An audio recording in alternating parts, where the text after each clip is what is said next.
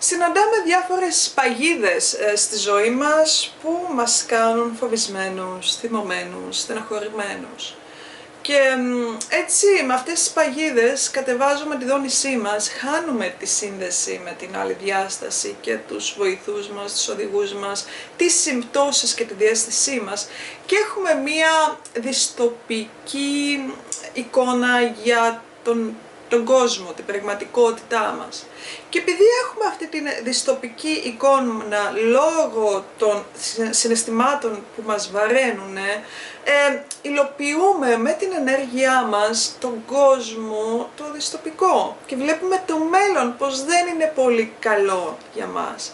Ενώ αντιθέτως έχουμε κάθε μέρα την επιλογή του να δούμε το μέλλον μας θετικά ή αρνητικά. Αυτή είναι η ελεύθερη βούληση που λέει πως πρέπει να δεις το μέλλον θετικά για να εφαρμόσεις την καλύτερη εξέλιξη των πραγμάτων πάνω στη γη. Για να δημιουργήσεις την ουτοπία ξεκινάει πρώτα από το μυαλό μας.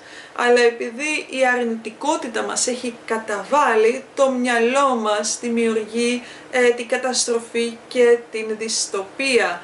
Και έτσι δεν έχουμε πρόσβαση στις δυνάμεις, στα χαρίσματα που μπορούμε να υλοποιήσουμε εμείς, γιατί αυτές οι ενέργειες μας κόβουν από την πηγή.